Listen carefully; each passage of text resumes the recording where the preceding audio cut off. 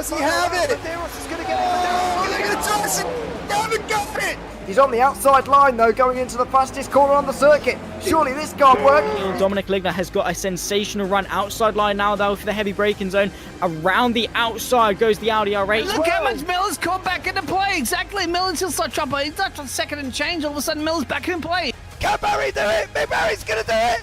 Big Barry!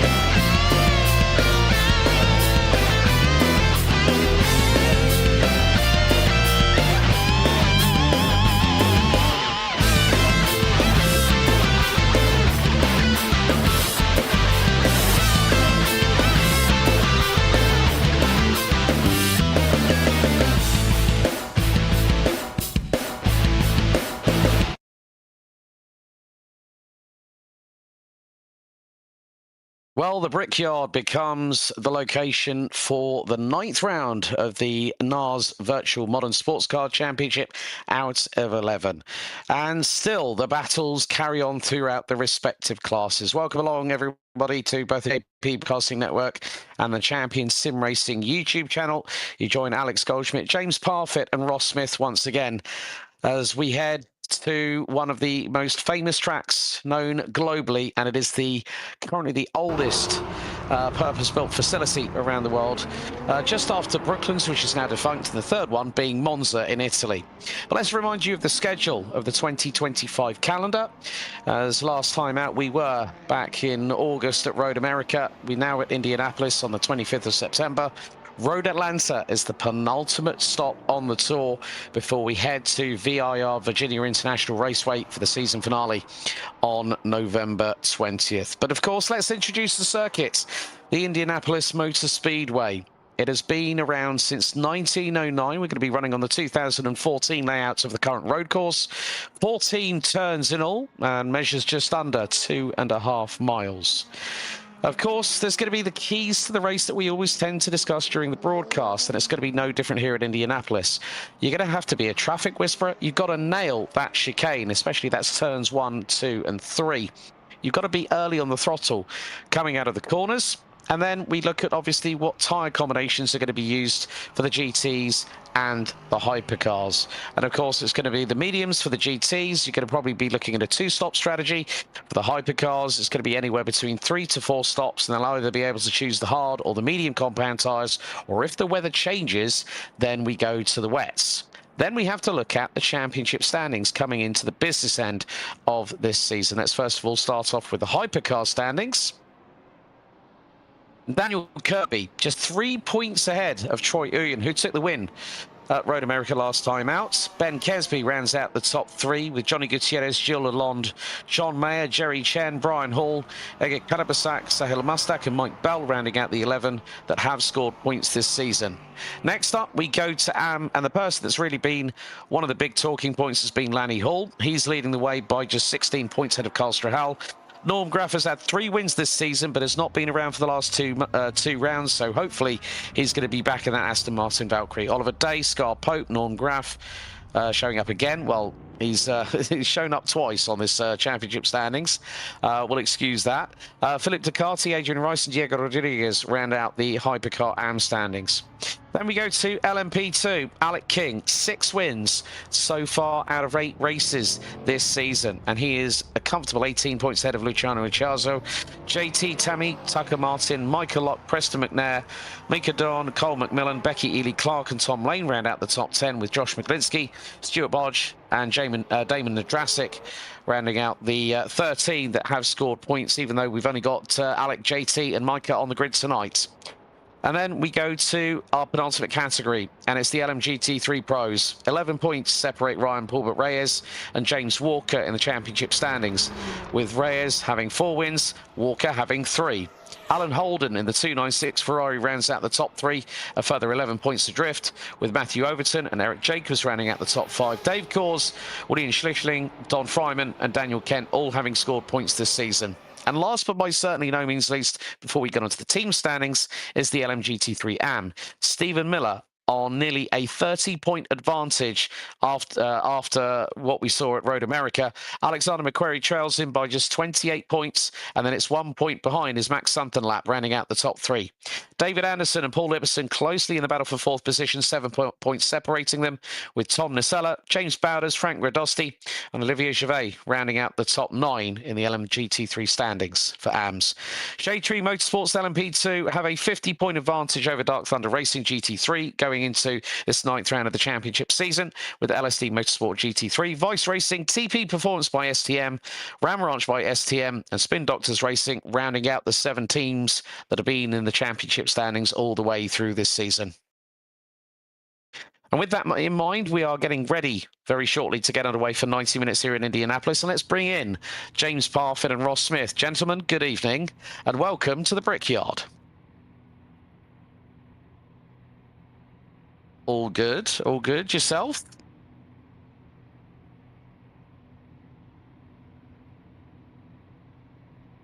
It's a lazy man circuit. They could have done so much more with this infield, and I don't like it. So there we go. I'm going to hand over to Ross now because I've had a rant already. But what we will need to do before we bring in Ross is bring up the grid, dear sir. So I'll bring up the grid for you. Okay, let's have a look at the grid for round 9 out of 11. It's going to be Troy Uyen and Daniel Kirby rounding out the front row. Brian Hall and Jerry Chen will be on row number 2.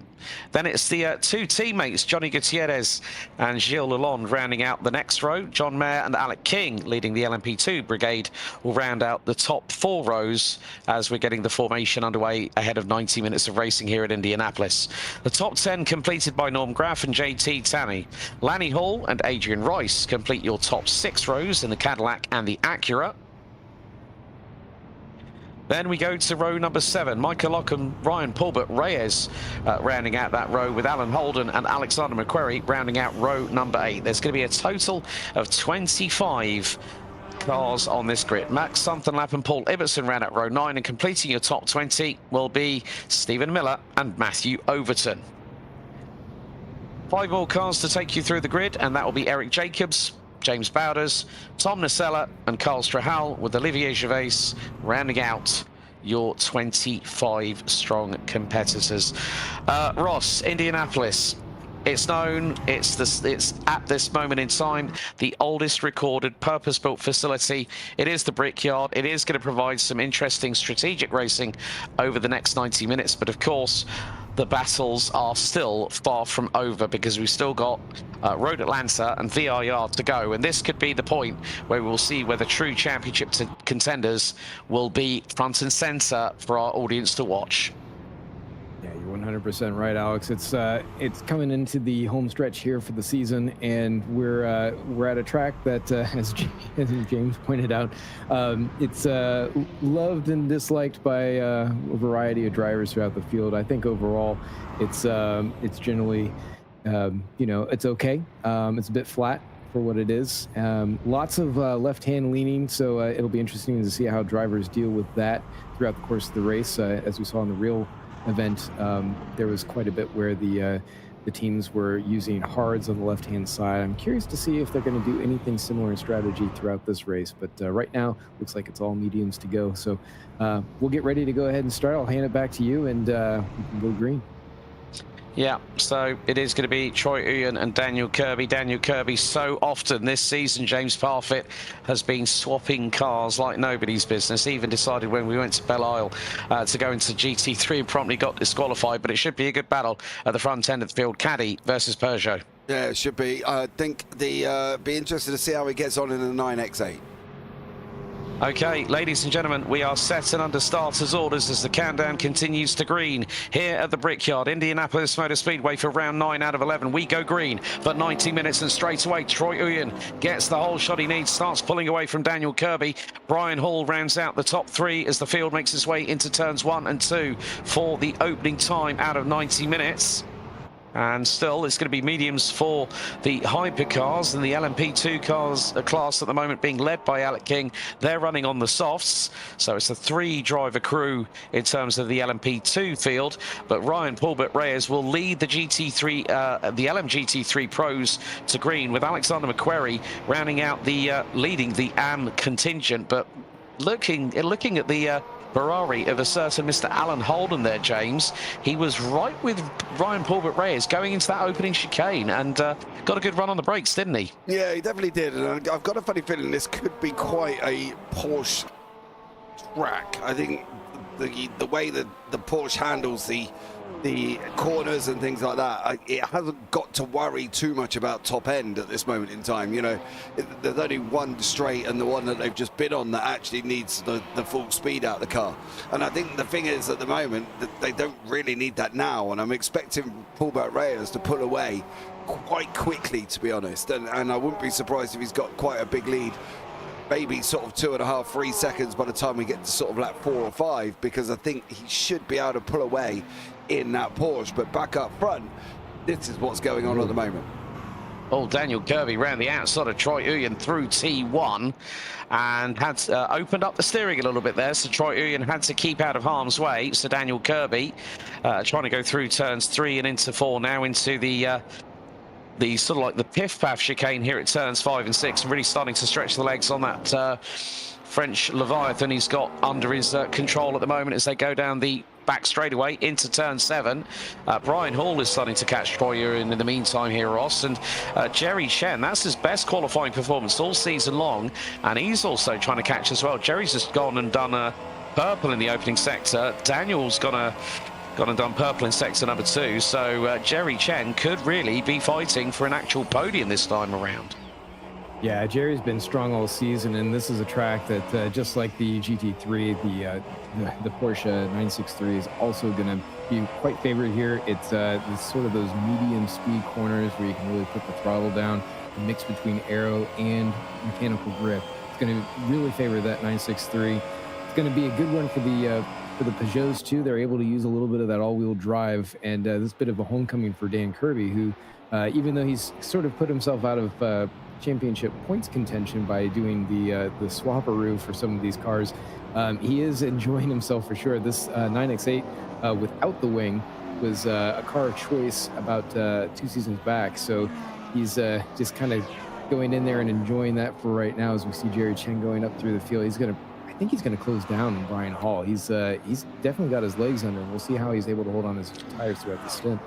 Yeah, he's bringing along Johnny Gutierrez and Gilles Lalonde, the 2 teammates, in the multicoloured 9X8s, whereas a certain Mr. Dan Kirby has gone for the Knight Rider stealth look in the all-in-black, no livery, so to speak, but he's got a 2.7 second lead over Troy Uyen.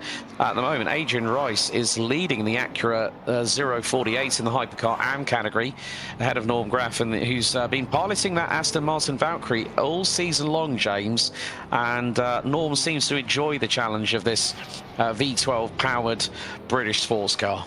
Yeah, I'm surprised more people haven't taken it, to be honest. I think it's one of them sort of ones where if you can get to grips with it, I think you'll be all right, but it does look very tough. Like there, we had massive amounts of understeering, didn't really get the car rotated before going on to this start-finish straight, and it just looks a little bit of a handful, but it's almost like one of them where if you're a cowboy, you'd love the challenge of trying to calm the bucking beast that is the Valkyrie. You know, they ride bulls for a living. These guys ain't exactly wet melts that go and cry when they go and hurt a knee. You know what I mean? Footballers might want to learn a thing or two. But I think these guys, you know, calming this car would be absolutely amazing. But you know, Noel Graff's loving life at the moment. I think this is the thing with this. There's a couple of things in here that you can really notice with the NARS series. You know, Dan Kirby he swaps cars more often than I swap socks, and he has a good time in it. He doesn't care about the championship. He just goes out, he drives whatever car he wants, has a good time in the process, and that's the thing. And that's what you can get out of this series, is that they kind of all use this as like a practice series for the main VWSC on Saturdays. But it's just about having a good time, and I think the likes of Norm Graff loving the Valkyrie, you know, going out, having a good time in it, great. Ryan Paulbert Reyes, he's a Porsche man through and through. If you cut him open, there'll be a logo around the inside of him that says Porsche. You know, he's in it that often. The same with Alan Holden in the Ferrari. There'll be a prancing horse come out of his body or something. But it's all about just having a good time. And that's the thing. This is what these guys are doing. You know, I estimated that Paulbert Reyes, by about lap 4 or 5, would have a 2.5, 3 second gap. He's already got 1.3 and is going in the right direction where it should be. Alec King leading LMP2s. He is slowly opening in the gap from JT Tammy, and they've already dropped Michael Lock by about 4 seconds. But what is the interesting thing is a couple of laps ago when Dan Kirby made the move on Troy Uyan, Uyan did not have a good recovery lap. He could not get that power down in that car, and it was not in a good shape. So he lost even more time fighting with the car that he was trying to get power down for, because he wanted to try and keep up. And unfortunately, it went the other way, and he's lost about 3.5 seconds. But Jerry Chen, in that beautiful red machine, is starting to close in on Brian Hall, but he's also bringing Gutierrez with him. And by bringing Gutierrez is bringing Lalonde, and at the moment, it's a 3-car chase, and these guys are chasing down Brian Hall. So Hall's going to have to either defend at the moment, he's going to have to blitz his absolute butt off, or he's going to have to just try and make that car as wide as physically possible, within limits, of course. Yeah, and also one of the other things I want to touch on is closing rate of speed, folks, because we are seeing these hypercars push down the start-finish straight and the back straightaway at around about 190 miles an hour, which is probably about 25 miles an hour quicker than the GT3 cars. Of course, we've had, Carl Strahal, I think, has ended up in pit lane. So he's had a bit of a drama in the early goings as the number 912 GT3. That is the 992 designation of the current GT3 generation from Porsche. Coming back to what you were saying about Ryan Paulbert Reyes, JP, I think if you opened up his nostrils, there'd be 2 little Porsche turbochargers in there as well, just to get that extra air induction in through into his lungs. He literally just loves the Porsche, which is fine. You know, you stick with one car and it makes you an expert. You know, that's why I suck at driving, because I don't drive one car. I don't like driving one car. I like driving multiple different cars, just for the sake of it. Carl Sturrow has DNF'd. Now, there's no physical reason that I can see why he's DNF'd, but the fact he just drove into the pits, he parked it up and decided that he's going to put on his slippers and blanket, and he's had enough for tonight. That's about it. I can't see any other reason. Well, in the meantime, Ross, Troy Uyan was 1.7 seconds behind Dan Kirby. Oh, now they've caught the back marker traffic, so Dan Kirby would have been compromised in the scheme of things. They've just got through on Tom Nacella. Dan Kirby's lead is now 1.1 seconds. Just got it wrong, turn one. He definitely got that wrong turn one. The back end stepped out to the left-hand side, and Troy Uyan is closing hand over fist. That gap is less than a second. I think maybe within the next lap or two, if Troy Uyan is able to use this back marker traffic to his advantage, as Dan Kirby has to fire his way through James Bowders and Stephen Miller. Now it's gone to the favour of Kirby again, because the back marker traffic has slightly got in the way of Troy Uyan, and that's the thing. It's about being that traffic whisperer, as we talked about the keys to the race earlier on.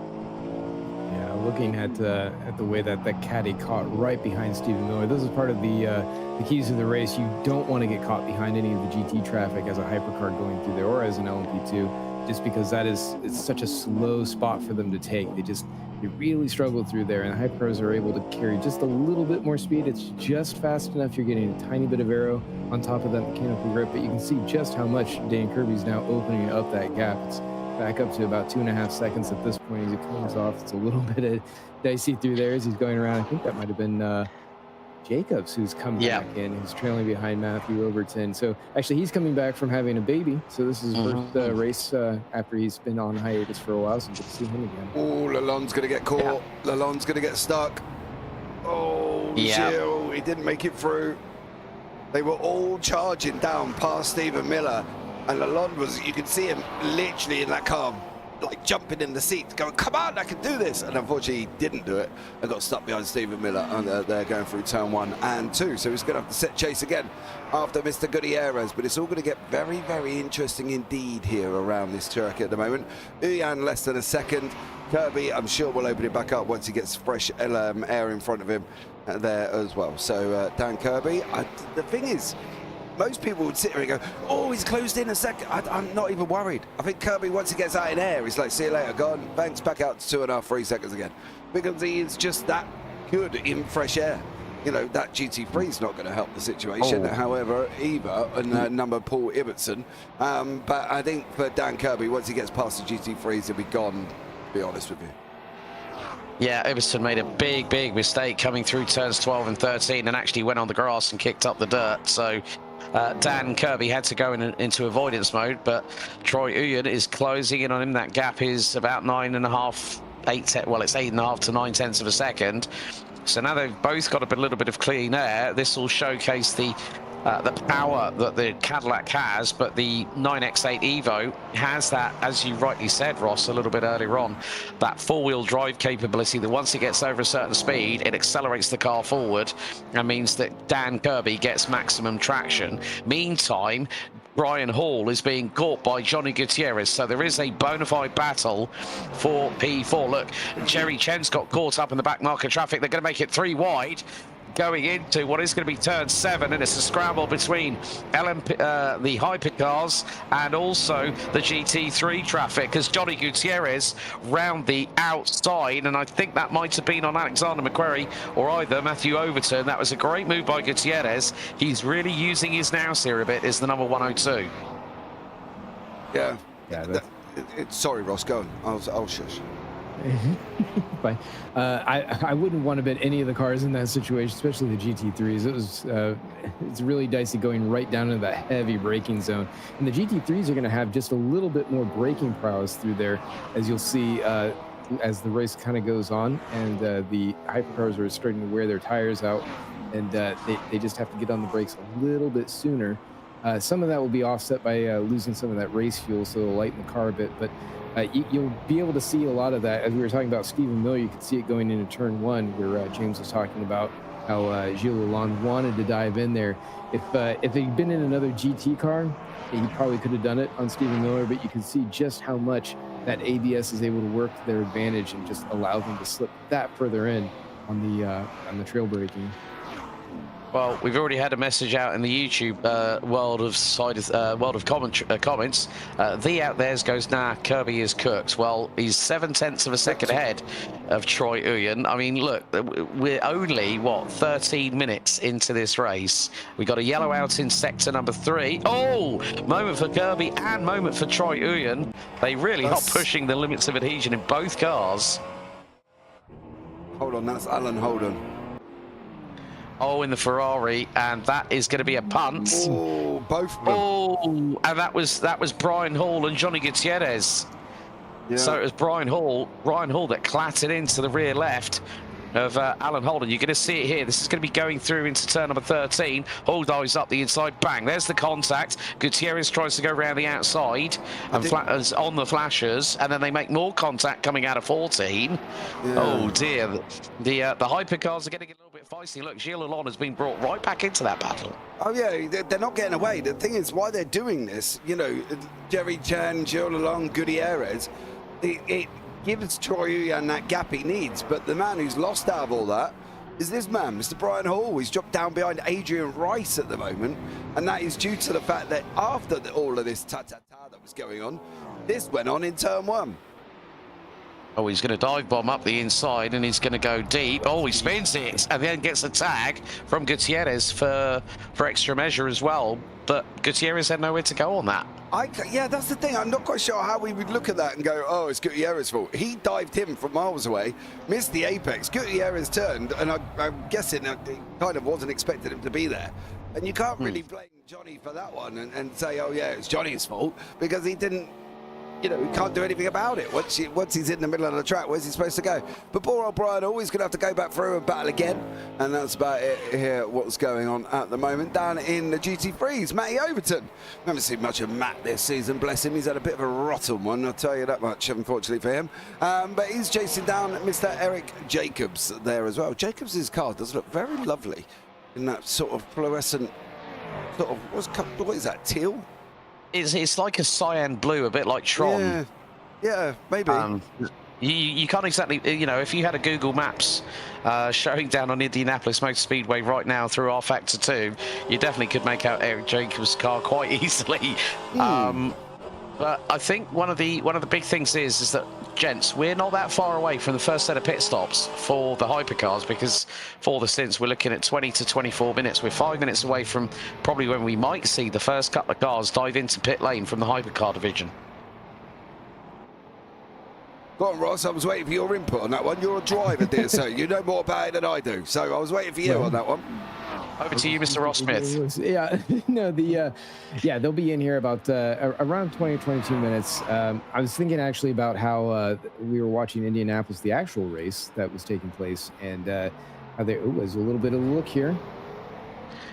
Wow, he's going to be able to hold. Jerry didn't put up too much of a fight on that, although it's not over yet. That's both of them could be in the other room. Get him, Jerry, get him.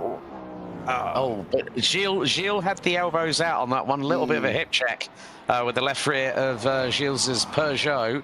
But Johnny's coming back into this fight now as well. He's going to slingshot down the back straightaway from 6 into 7. Now, is Gutierrez going to go for a lunge? Not quite. He's not quite close enough at the moment, I think. Yeah, I think he's going to have a good go, though. I think it's not going to be long. But the thing is, like, we're still quite early on into the race. You know what I mean? And at the end of the day, I would sit back and say they don't really need to do this, but hey, that's motor racing, right? Do it, crack on, have a good old ding-dong while you're in the process of it, and enjoy yourself.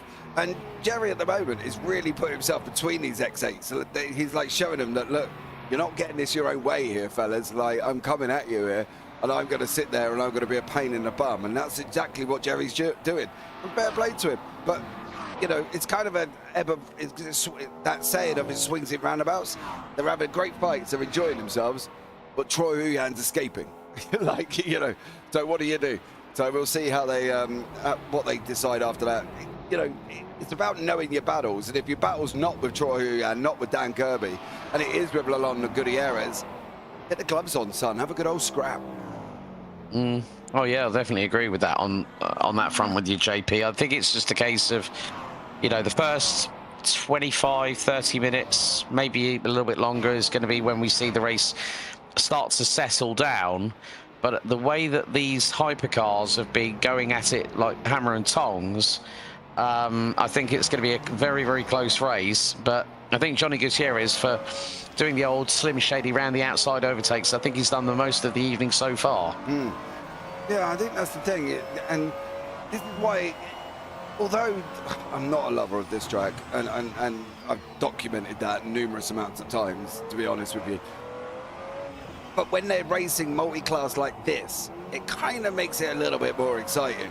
And this is why this series, this specific NARS series, is so good, because when we go into VIR and places like that, it's going to be even more interesting and even more exciting. You know, I can go for another Alec King Laguna Seca heart attack moment while he was going through traffic like I did last season. And that's why this is so exciting, and this is why this isn't going to ease up. This is going to be like this for the whole time of this race, for the next hour and a bit that we've got going on. And it's going to be one of them where we're going to keep trying to catch every little bit like that.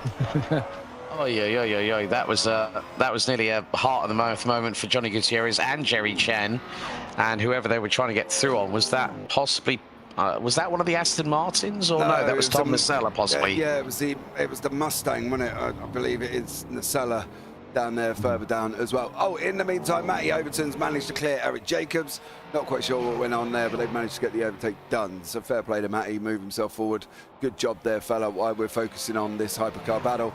At the same time, King still leading LMP2s, pulled away for JT Tummy, 4.5 seconds. Brian Paulbert Reyes, there we go, leading the GT3 Pros.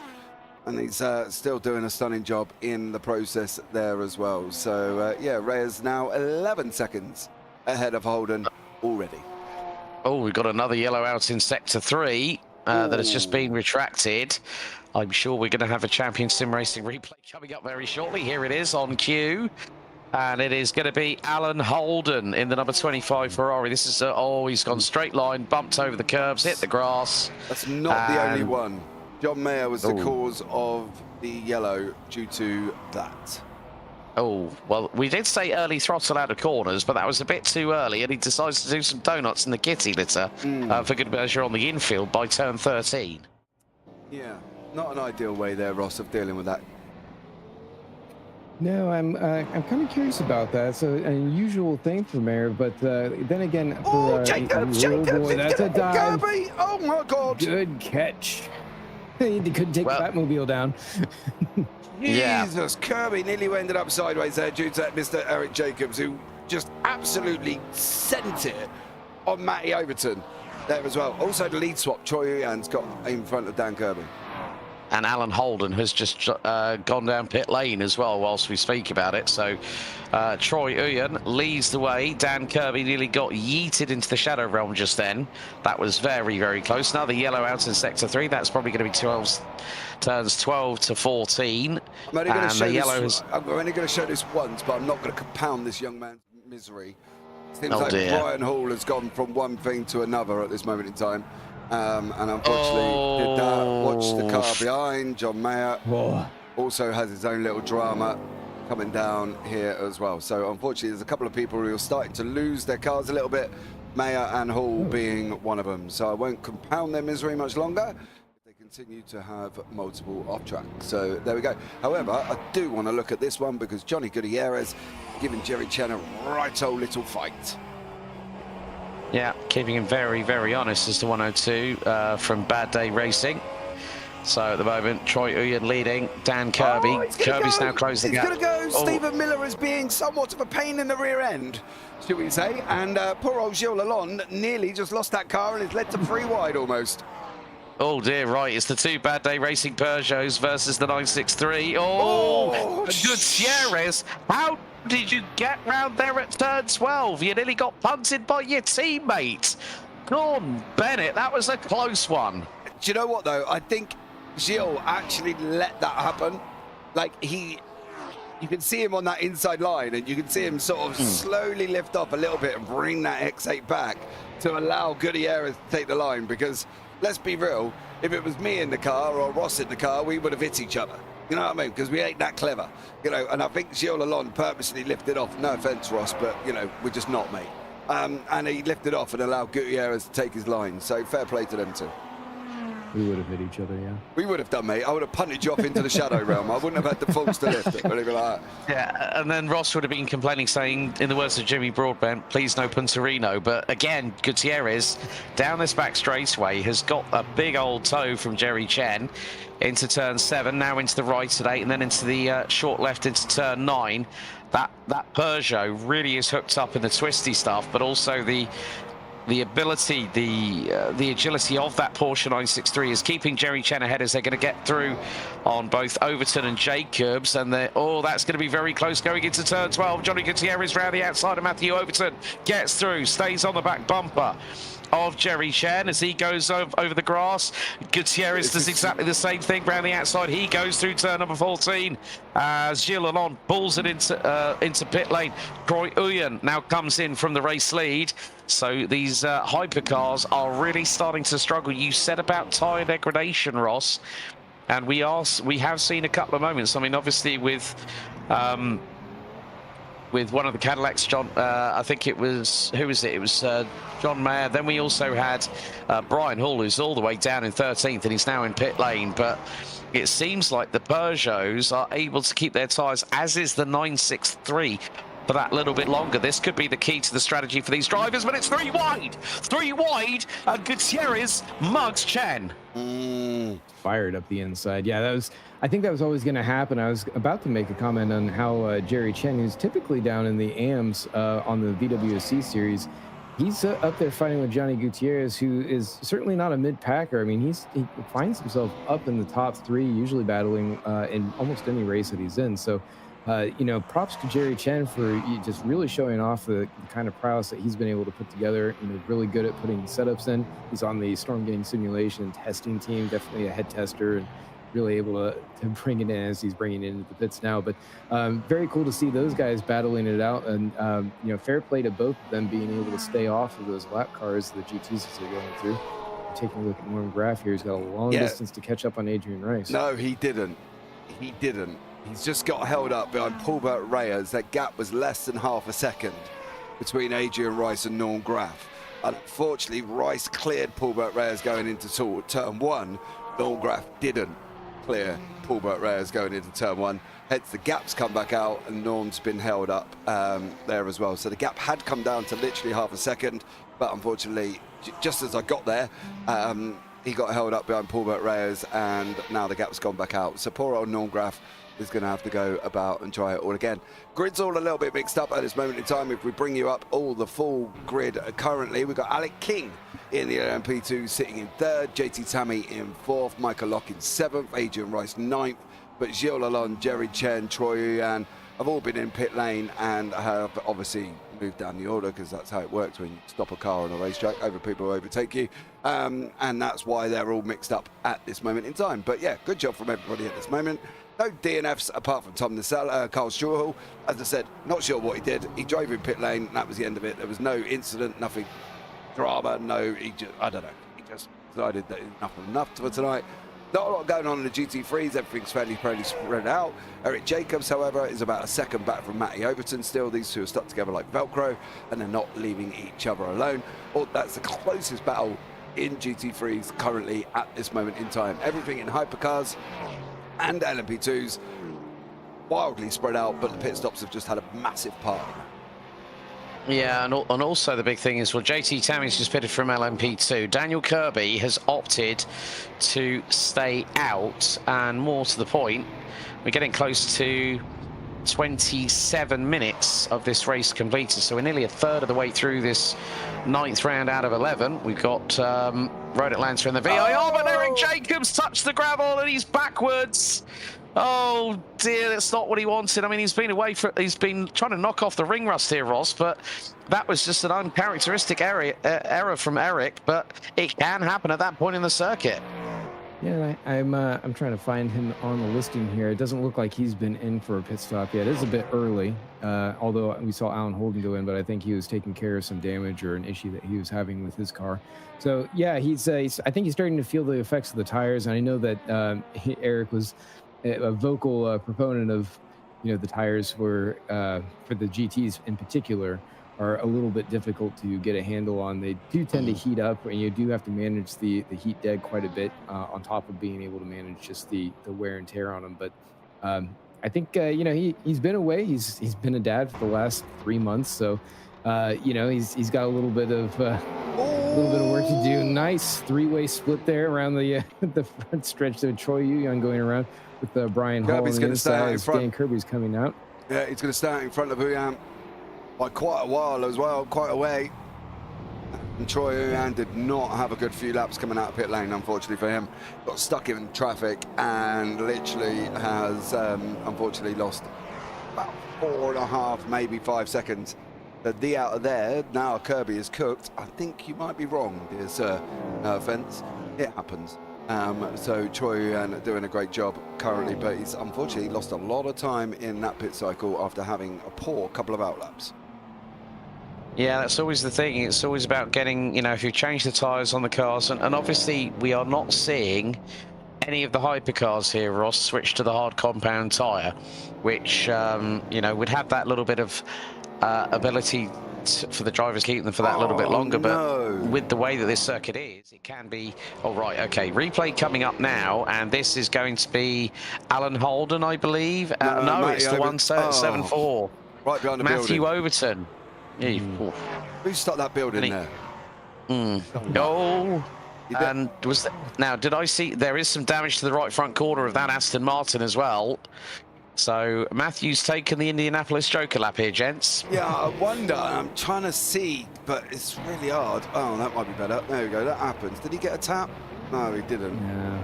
Not the Lazy greatest slide. camera angle, but unfortunately there's a building in the way when I go to normal. And then poor old Matty goes and does that. So, yeah. But that would bring Eric Jacobs nicely back into the fix. And as a spake like that, there they are. They're about 6 steps apart again. So Eric sliding once, Matty sliding once, and now they're back together like Velcro. I've got a funny feeling these guys are not going to leave each other alone for the rest of the race, to be honest with you.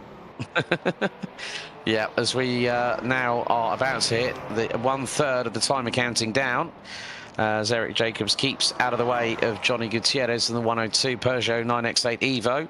So at the moment, Dan Kirby leads Hypercar. It's going to be Adrian Rice, who's currently running 6th overall in the number 48 Acura ARX-06. Leading that class. Alec King rounding out the top 10, leading LMP2 ahead of JT Tammy by about 3 seconds. Ryan Paulbert Ray is leading GT3 overall and is leading quite a way ahead of a certain Mr. Matthew Overton, 33.8 seconds. And at the moment, Paul Ibbotson, good to see that man. He's leading the way ahead of Max Sunderlap in the LMGT3 AM battle. Of course, Paul is a man that we've kept our eyes on this season, Ross, and he's also had some dramas. I think, if I remember correctly, his engine blew on his car one particular time this year. Yeah, uncharacteristic. Although Paul Ibbotson is, he's another driver who, over time, we haven't really seen it so much within this year. But ever since I started a couple years back, he was working his way up through the ranks, and it's really great to see that he's been able to manage a really strong consistency. Dug in, he learned a whole lot about the different cars, the different driving styles, and everything. And he's really managed to prove himself as a stalwart within the community. I mean, he's showing #1 on the Pro-Am side, or sorry, on the Am side of the grid. But if you look at his overall position, he's actually doing pretty well. I mean, he's right on up there. Right now he's sitting 2nd actually overall for the GT field. So he definitely has quite the prowess. He will have a couple brain farts here or there when he's jet setting and taking vacations in between some races, but he doesn't mess around. He knows how to get it done, and he knows how to put the consistent laps down. So props to him, and just showing what a lot of hard work can do to a driver. And also, James, we have to look at the man who's trying to chase him down about 3 seconds back, the Aston Martin of Max Sunderlap in the 61. I mean, Max also had his fair share of dramas this season as well, isn't he? Currently rounding out the top 3, and he's actually a point behind Alexander McQuarrie as things stand in the AM standings, but is still quite a way ahead, 29 points behind Stephen Miller, who is also not here this evening. So there's going to be a little bit of switching around in the LMGT3 AM standings come the end of this race. Yeah, absolutely, and I think that's the thing. If Matt can stay ahead of Alex, that will be one step in the right direction. Poor old Mac, of course, DNF'd in the first race, didn't make the second race. There's only scored points in the next 5 or 6 races after. So it's imperative that he does get points on the board, and staying ahead of Alexander McQuarrie is one of them. So, yeah, looking forward to seeing how Matt gets on and whether or not they can get Paul Ibbotson. Yeah, so we are past 30 minutes of this race completed. We're down to 57.5 minutes to go. And yeah, I think now we're getting into that point, gentlemen, where the race is going to be stabilised in some respects, but we're still going to see some close battles, but more to the point that I'm wondering to see how Johnny Gutierrez is going to try and close that gap to Troy Uyen, who, James, as you rightly said, had a shocking couple of outlaps after his pit stop. Yeah, absolutely. I to be honest with you, as much as I love Gutierrez in that 9X8, I don't think he's going to. About 20 seconds plus back at this moment in time, and it's going to be very, very tough for him to close in on him there as well. It's more likely Jerry Chen who's going to be trying to do the chasing. You see Jerry just in the background there once again. Poor old Brian Hall was at a stinker. He's a lap down on the leaders in his hypercar and is now trying to get JT Tammy in the LMP2, believe it or not. It's for Brian Hall down in 12th place. So, yeah, a couple of bad time for Brian Hall there. He had 2 spins that we saw. But, yeah, I don't think Gutierrez is going to get there. I think, however, Jerry Chen might lead the charge and is about 3.5 seconds back. Gilles Lalonde's 2.5 seconds back. We're all getting very spread out. The pit stop cycles has not been nice to some people, and unfortunately the cars are very spread, and that is not just across GT 11Ps at the moment as well, across GTs at the same time. But Matty Overton is in pit lane, and funny enough, he's in pit lane with Eric Jacobs. And so they're going in together, they're going to come out together, they're probably going to go on a date together after this, because they've been that close to each other as it is throughout the race. Romance engaged here at Indianapolis between these two at the moment, as they are in pit lane, as we're going to see the GT3s and the GT3 AMs cycle through their first of 2 pit stops, it will look like, here at Indianapolis. But you know, when you think about our leader at the moment in the LM GT3s, Ryan Paulbert Reyes, you know, first 4 races, 3 wins out of 4 Ross. Then he has a couple of seconds at Watkins Glen, and then Mosport, and then comes back with a vengeance at Road America. Obviously, Ooh, Detroit let him down. But sorry, Alex, 2 seconds. Jacobs is out a long way ahead of Matty Overton. Overton's still not even moving. Wow. I wonder if he's getting that damage done on that front of that car. Now he's off. But he's a long way behind Jacobs now. Poor old Matty. It was such a good race, and now, unfortunately, it's all gone Pete Tong in the pit stops there either. So there we go. Anyway, carry on, dear sir. yeah, I mean, you know, Ryan, as I was saying, Ross, LMGT3s, you know, Ryan Paulbert Reyes, 4 victories this season. We've had 2 other winners as well. We've had James Walker, who's not here tonight. Alan Holden has had 3 seconds, one at the opening round of the season, and then obviously at Long Beach. So when we went to Daytona, Long Beach, then he had another 2nd place finish at Road America. I mean, the car really showed its worth at Detroit. But here at Indianapolis, I mean, Alan Holden's had an absolute shocker, isn't he? Yeah, that was really tough to see in the beginning. You know, he just ended up getting caught up in that hypercar battle, and it was really no fault of his own. He just he got winged, and then it was downhill from there. And it's a real shame, because I feel like he does have quite a bit. He does have his own win. He's got a few 2nd place finishes behind him, and so, I mean, he can be a contender. He can get up there. I feel like he's just kind of had a bad run of luck in a lot of cases. You know, he's just, again, no fault of his own. He's just been caught up in so many different things. But he really should be up there fighting between Reyes and Walker, and just kind of putting it to them for an overall win. But yeah, I would like to see him, you know, coming into the next season, and certainly with the last couple races here after this one, you know, we go to Road Atlanta and VIR. So I think that those tracks will be okay for the 296. I think that they should suit it pretty well, especially with some of the long straights and whatnot, as long as you can get the tuning in and, you know, maybe take advantage of some of the, you know, maybe a little bit of bad luck for Reyes. And if Walker misses again, you know, be able to do a little bit to improve his position.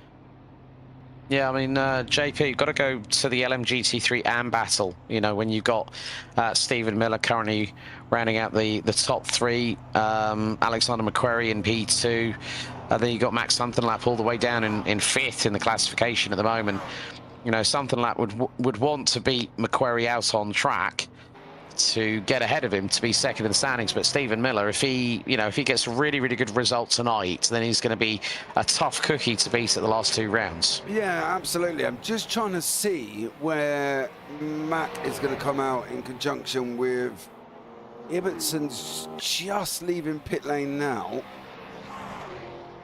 There, Mac's going to... Is he going to get him down into turn? This is going to be close as anything. Oh, this is going to be really close, yeah. I think Ibbetson's just ahead by about, oh, not even that. Look at the rate of speed that Max Sunderlap had coming through into turn 1. He's had to open up the steering to avoid contact with the 165 Porsche. He's going to dive to the inside. Oh, that was nearly left front to right rear contact between the pair as they made their way through the opening couple of corners, and now they're going to go on to the back. Now look, Sunderlap's got a good run. Obviously, Ibbetson, if he's changed tyres, they are going to be cold, so are the brakes, and Sunderlap uses the slipstream down the backstretch, out of 6 into 7. He's now up into 2nd place. Yeah. Good work there by Sunderlap. Great job from him there as well. I'm not quite sure where Olivier Cavaz is coming into all of this, but he's leading, and I don't think he's pitted yet.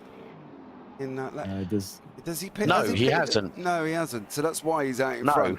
But at the moment, Max, the overall leader, here with Ibbotson, who's just got very, very close. The GT3 AMS has just got hotter than who was that just went off in one of the caddies? John Mayer.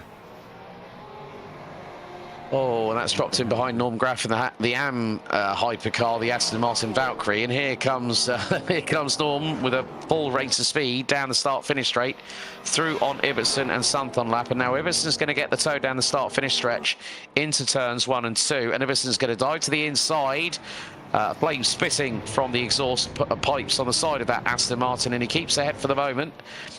So Sunthornlap making that rear wing as wide as an 18-wheeler articulated lorry to hold on to that second position. I'm also seeing here that, looking down the order, Alexander McQuarrie, according to my timing, has not had a pit stop, or has he? I think he has. I think he has. Yeah. That's why he's dropped back so far. But again, just seeing this back marker, you know, seeing there's Alec King trying to go around the outside of Max Sunthornlap, and that was going through into turn 9. And there's JT Tammy trying to get back onto sparring duels with regards to Alec King, but 50 minutes to go. I mean, it has actually been quite an interesting and rather exciting first 40 minutes of this race, gents.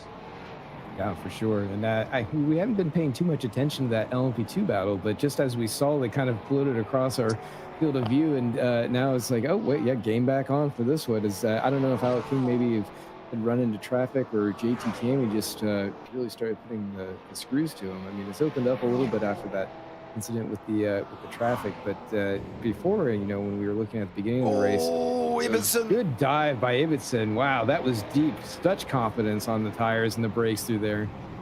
Yeah, that was the Danny Rick lick the stamp and send it from Paul Ibbotson, who now retakes the race lead in the LMGT3 AM class, being caught by overall race leader Dan Kirby once again. But this is actually not only the battle for P1 in the AM GT3 classification. There's Sunthornlap. Oh, Kirby makes it 3 wide. Sunthornlap using the pure power of that Aston Martin twin-turbo 4-litre V8. He's going to dive to the inside if he can at turn 7. And they're going to be wheel-to-wheel through into 8. Ibboson's got the inside line, but it's going to open up the door through 9, and Sunthornlap gets through, catches the grass. Oh, and Ibboson's back up the inside of him, through into 10. They've got a couple of hypercars with them as well. Yeah, Troy Uyen, who's trying to catch up to Dan Kirby, and still Ibbotson and Sunthornlap have done really, really well to negotiate their way with regards to the GT3 or the hypercar traffic. Trying to catch up to them, and that is Alan Holden, who's still on that recovery. He's all the way down in 23rd position according to the live timing, 5 laps down off of the race leaders overall. But this is a great battle between Ibbotson and Sunthornlap for the LMGT3 AM class lead and for second in the GT3s overall. I think this is not going to die away much, because if Sunthornlap can use that pure horsepower from that Aston Martin, it's going to give him a little bit of an advantage in the straight line side of things. But Ibbotson, with that Porsche, with that rear engine configuration on that car, is going to be a lot more agile in the twisty stuff. Yeah, that's what we said at the beginning, and I think it's not going to change throughout this. I think Ibbotson's going to, you know, open up a little bit of a gap there, and poor old Max going to have to try and close him down as much as he can. He's going to have to try and get the braking sorted out in that Aston Martin, you know, give it a little bit earlier, get it rotated to be able to get the coming out of the corners over Ibbotson. So this battle is going to keep raging on here, and it's going to be very, very exciting indeed for both of these guys. It'd be interesting to see if Ibbotson can hold on to this.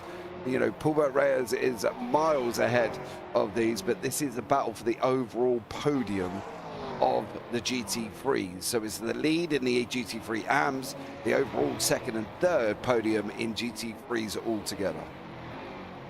Yeah. I think, well, we are getting, again, very, very close. We've got a yellow out in Sector 2 for the briefest of moments there.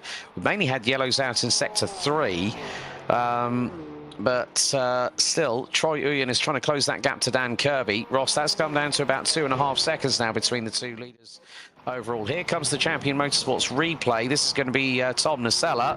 Oh, that's into turn 7. That's not going to work, as the Mustang decides to take the joker lap there and kicks up the dust and the grass in the meantime. whilst mowing it with a front splitter. Again, Kirby is just, at the moment, just trying to be that, as we said, the keys to the race, be a traffic whisperer. And Kirby, because he's got that advantage over Uyen, Uyen's having to fight every single step of the way to get the win here tonight in Indianapolis. Yeah, like you mentioned, he's and we saw in that shot that Kirby was starting to go through a little bit of traffic. I was looking up at the track map just to kind of see what kind of drivers he was around. So that did manage to close it down. I think you're just going to see a little bit of that seesaw effect where he'll just get behind a few cars here and there. He'll start to close it up. Troy Uyan knows how to play the field. I think he's going to see that gap probably continue to open up, and he's just got to stay as consistent as he has been and just try and close as much as he can whenever Kirby gets caught up behind, because I think that's going to be his only real true shot at being able to get to Dan and make any kind of move for the end of the race. Because I think that Kirby's got just a little bit more pace than that 9X8. Like I said, he's got experience in that all-wheel drive car. He knows how to really put it to work and you know, take advantage of its strengths, especially around a course like this. So yeah, Troy's just got to stay consistent, you know, look for advantages and look for that opportunity whenever he possibly can and just jump on it. Yeah, I think also what's quite interesting with regards to how things will look after this race, if they stay as they are, as we have pretty much hit half time. So we've got 45 minutes to go here at Indianapolis Motor Speedway for round 9 of 11 for the NARS Virtual Modern Sports Car Championship, a chapter of Champion Motorsports. From this perspective, in terms of the LMGT3 AM standings here, JP, Max Sunderland would go 2 points ahead of Alexander McQuarrie, and Paul Ibbotson would put himself on quite a few points more than David Anderson, who's not here tonight in the LMGT3 AMs, putting the Vice Racing Porsche up into P4 in the driver's standings. So Stephen Miller at the moment is looking rather good. I mean, even though if he finishes in 4th position, that'll give him 197 points come the end of this race. Yeah, it's going to be very interesting going into the last 2 rounds, of course, and as we watch Jerry Chen close right up on Gutierrez there, it's going to be interesting to see how these guys go. Gilles Lalonde also not too far back. You just see him in the background there with Eric Jacobs once again. Oh, hello. Oh, come back, it's fine. So these guys are getting back close together as well. But these, I think this is the thing, some of these championship battles, we're going to sit here and say, right, he's ahead of him, he's ahead of him. And then we go to Road Atlanta, and that's a different perspective altogether. And that's going to change it all once more, because there's more places where it could go wrong. At Road Atlanta, don't forget, you know, you've got turn 5, you've got traffic up through 2, 3, down the hill. So it's a completely different makeup of track compared to this one. So anything could happen, and I don't think we're really going to be knowing where the championship is at until we get to the final round, and that's just how good it's been this season, where everybody's still close together. Yeah, I mean, I think looking at the hypercar side of things, Ross, if Kirby takes what will be effectively his 5th win of the season, that'll extend his lead over Troy Uyan to, it's 3 points at the moment, it'll be 7 heading into Road Atlanta, but that still is going to be rather interesting. I think one of the big things that we are missing tonight is Ben Kesby, who was on 155 points coming to this round. Ben's had 3 wins this season, Troy's had 1 win this season, and Daniel's had 4, so 3 different winners. But again, look, Gilles Lalonde trying to close in on Jerry Chen, as Gutierrez now finds himself 36.8 seconds behind Dan Kirby, as Troy Uyan pits now into P4. So this squabble here, this is effectively for the final step on the rostrum in the Hypercar Pro Division. And I have to say, the Bad Day Racing duo of Lalonde in 4th and Gutierrez in 2nd, they're really having a good, solid run here at Indy. Yeah, and I don't know if I'd want to be a Jerry Chen in that Peugeot sandwich, especially when you've got the leaders of the GT3 AMs going at it. You want to be respectful. Jerry certainly is. Oh, boy. Oh, contact! That was with Ibbotson. That was exactly. And Jerry, you know, he's a very respectful racer. I mean, he's also, like I said before, he's on the testing team. He knows all the cars inside and out, you know, not just the ones that he's racing, but the ones he's racing against. He knows their strengths, weaknesses, like where they're going to be.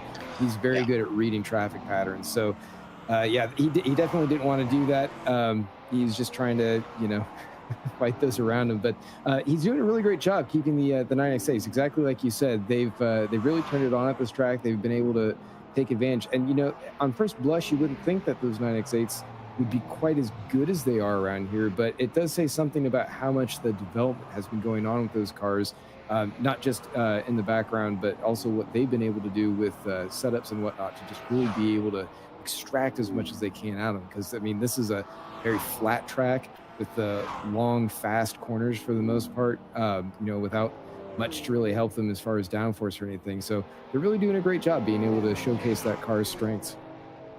Yeah, I mean, looking at it, both Johnny and Gilles have had a second place finish. Funnily enough, Johnny finished second at Daytona, and at Long Beach, Gilles finished second. I mean, Johnny has, in the finishes that he's had, at Daytona, second, Sebring, fourth at Watkins Glen, fourth at Mosport, and also last time out at Road America. Oh, but Paul Ibbotson! Oh, the Vice Racing Porsche's got around. And that has really, really put paid to what was a great battle between him and Max Sunderlap. And Max Sunderlap is now away and clear by well over what is going to be 6 seconds as Norm Graff hits the Aston Martin Valkyrie Hypercar AM into pit lane at the same time as Adrian Rice. Lanny Hall is also in pit lane. So is John Mayer in the number 88 caddy for the Hypercar Pro class. But this battle here between Gutierrez, Chen and Lalonde, JP, I think is going to be carrying on quite significantly with Chen and Lalonde. They cover each other off here in the pit stop phase. Yeah, Gutierrez doesn't go in. He's going to carry on there as well. So it's going to mix it all up once more. Lanny Hall also in pit lane currently at this moment in time as well with Adrian Rice. So that puts the 3 LMP2s back into 5th, 6th and 7th overall. So, yeah, it's going to mix it up once again here in the pit stop cycle as well. GT3's now settled down, and that's it. Unfortunately, Paul Ibbotson, 9.5 seconds back, currently away from Max Sunderlap. So, yeah, unfortunately, that's sort of petered out a little bit, but I'm sure they'll still come back together as we're sitting here with about 39 minutes remaining. Yeah, which will probably more than likely mean that there'll be one more set of pit stops for both GT3s, LMP2s, and also the Hypercars, which could be anywhere between the 3 to a 4 stop strategy. And we have had it before, Ross, where Hypercar drivers have come in and they've accidentally mistimed the amount of fuel that they're going to put in the car and have short fueled by mistake, and have had to do a splash and dash in the final few minutes of the race. Or if you're Norm Graff, just run out on the last lap. But poor Norm. But yeah, you're exactly right. Now, it's interesting. I was just thinking about this, the way that these races run at about an hour and a half. It does kind of create some interesting windows for these cars, because for the GT3s, they're just a little bit over half an hour. So depending on how they're able to run the cars, you know, the type of track, the nature of their race and everything, you're able to do a little bit of fuel saving here and there. And so you can definitely put that into the bank and use that later on. So maybe you decide you're going to short fill for your last stop, or maybe you, as we see, maybe not going, or maybe you do a little bit of an undercut on your middle stint and try and beat out some of the traffic that you're having to deal with. So and it's not just for the GT3s, it's for the LMP2s and for the Hypercars too. They all have these just little bits of offsets here and there where, you know, you're not exactly having to just, you know, eke out the last little drop of fuel. Like, if you can save a little bit, it can give you a little bit of wiggle room, so that way you can tweak that strategy, maybe separate yourself away from the pack and get a bit of a jump on them. Yeah, very, very true. As we're 37.5 minutes away from the checkered flag, Paul Ibbotson has, through that spin, lost a significant amount of time in that respect. 10.8 seconds is now the gap between him and Max Sunderlap, who now leads the LMGT3 AM classification, and he in turn is 33 seconds behind overall LMGT3 leader Ryan Pulbert Reyes in the number 12 992 GT3 Porsche. There's Troy Uyen now trying to close in and chase down Johnny Gutierrez in the 102 Bad Day Racing Peugeot 9X8 Evo. And with the lead that Dan Kirby has now got, JP, Troy Uyen's got to do a little bit of damage limitation, because when you think about it, okay, yes, he won last time out at Road America. Kirby was second. I think really Troy's just got to do, got to keep that consistency level up. I mean, you look at it from this point, the lowest finish he had was Watkins Glen, where he placed fifth.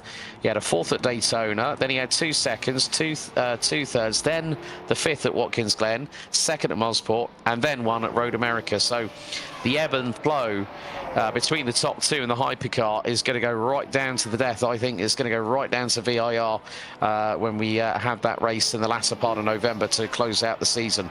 Yeah, exactly, and that's the thing. This was why it makes the championship so competitive as it is. And I think it's going to be, as I said earlier on, I don't think we're going to know really until Road Atlanta what we're heading into for the final round, because I think this race has kind of jumbled things up a bit.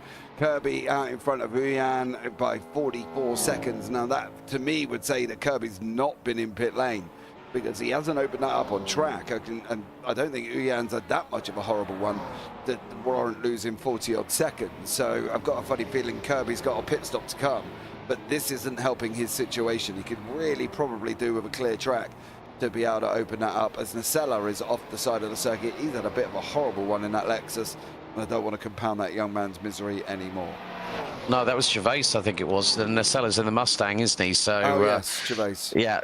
No, so Gervais having a little bit of an off-track excursion there, but he was trying to keep out of the way of fast oncoming traffic. I did say about the closing rate of speeds, and highest speed I've seen so far, 308 kilometers an hour from Brian Hall and from Troy Uyan. That is very, very close to 195, 196 miles an hour, converting it. So Dan Kirby has a lead of 42.6 seconds. Troy Uyan now past Gutierrez, who is coming to pit lane for his second pit stop.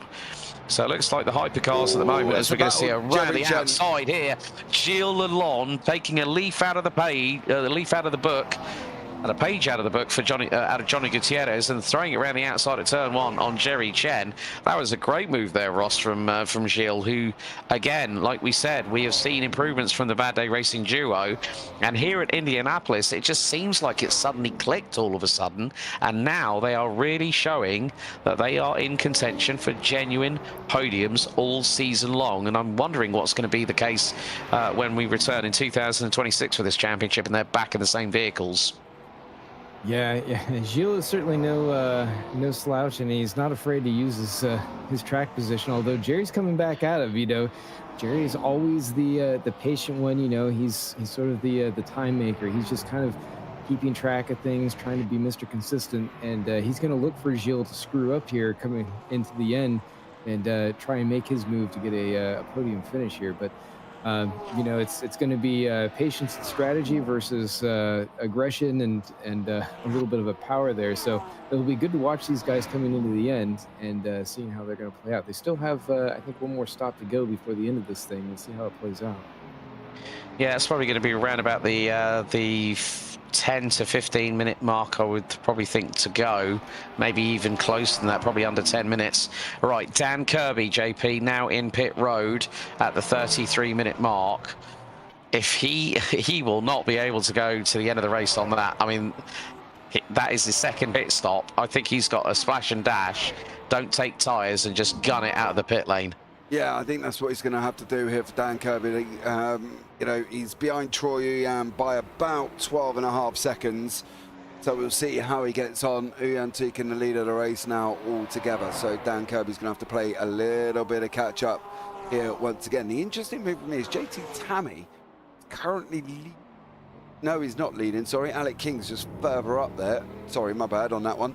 Alec King's in pit lane, sitting in third overall. That should give Gutierrez third overall, with Gilles Lalonde in behind him and Jerry Chen behind that one as well. So these guys are still quite close together. They're going to carry on with their battle. Paulbert Reyes is leading GT3s. Max Sunferlap leading GT3 AMS. Not really making inroads at the moment for Paul Ibbotson, who we saw on the racetrack, unfortunately for him. So yeah, battles may be coming, but I think they're going to be a slow burner, and they'll probably come back together within about the last 10 minutes of the race. Yeah, that is going to be the crucial thing, how the final set of pit stops set up the rest of the race. We've got a yellow out in sector number 2. So someone's had a little bit of a drama. Jerry Chen trying to do what he can. Oh, yellow's out again in Sector 2. What have you spotted, JP? It's Tom the Seller, and I'm not going to compound his misery, but I might look at Norm Graff and what happened to him. And he's behind Stephen Miller. Big hit.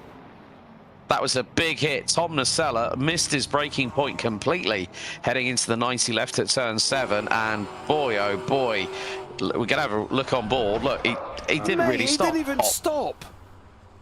Like, he was, he didn't even, absolutely didn't even use brakes. Listen. Yeah, he just completely misjudged it. Do you know the weirdest thing as well? He almost turns into him. Watch his steering wheel. Yeah, it turns left. Bang. Yeah. I'm wondering maybe the screen freeze or something else. Because that's the, I mean, Tom can make mistakes here and there, but that he'd never just plow into somebody if you saw them going through there. I think there's a little more to the story than that. Well, I'll let you try and find out what that story is, Ross, because that looks fishier than Grimsby's Harbour in the morning. Yeah, that was a big old hit though, and Norm Graff, even though he is still leading the Hypercar AM classification at the moment, ahead of Hall and then Rice rounding out the top 3, it is still going to be that case of Norm Graff is losing, lost a bit of time after that impact as well, and now Lanny Hall is 1.5 seconds behind him in the number 50 Cadillac V Series. Right, 30 minutes to go. Troy Uyen leads the race.